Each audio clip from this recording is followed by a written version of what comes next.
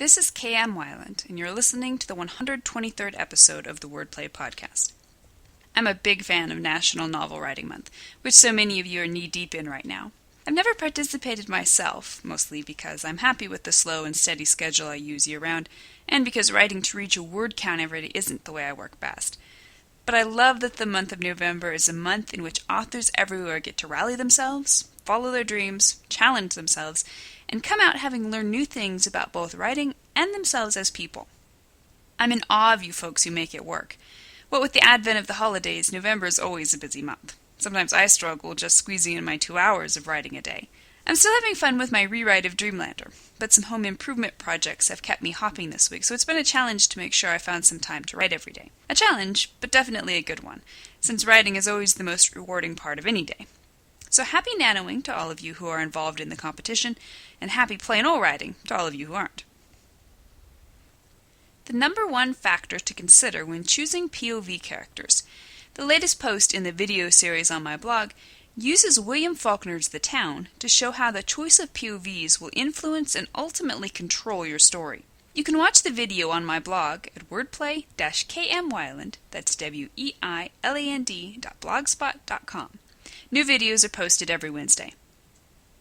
And now I hope you'll enjoy this week's podcast. 4 reasons to mimic the masters, and 3 reasons not to. If I tell you you should copy another writer, would you call the plagiarism police and poke me in a padded cell? If so, get your cuffs and straitjacket ready, because that's exactly what I'm about to tell you. Of course, copying doesn't have to mean stealing. Copying another writer boils down to nothing more or less than mimicry. And mimicry, as we all know, is one awesome compliment. It's also a gift that keeps on giving, since in mimicking the masters of the craft, we're not only paying them homage, we're also gaining untold benefits for our own writing. Let's take a look at what successful mimicry is and is not. What mimicry is: setting high goals. By desiring to write as well as our favorite authors, we're forcing ourselves to set the highest of goals for our own writing, instead of settling for any old drivel that dribbles from our pens. Achieving good taste. In choosing to mimic a particular author, we're establishing a definitive statement about our taste as readers. We're deciding what makes a good writer, and therefore what kind of writer we want to be. Studying the techniques. We can't mimic unless we first study another writer.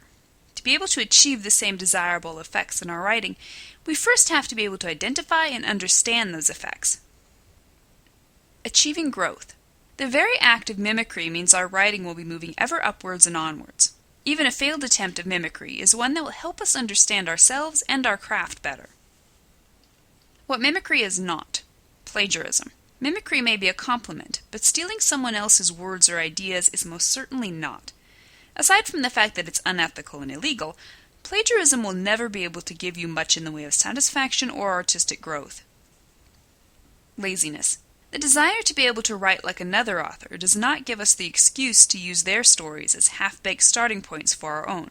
Fanfiction aside, writing a story that is a feebly disguised copy of Star Wars or The Hunger Games means you're missing the point, and the benefits, of using another artist's genius to launch your own unique story, style, and voice.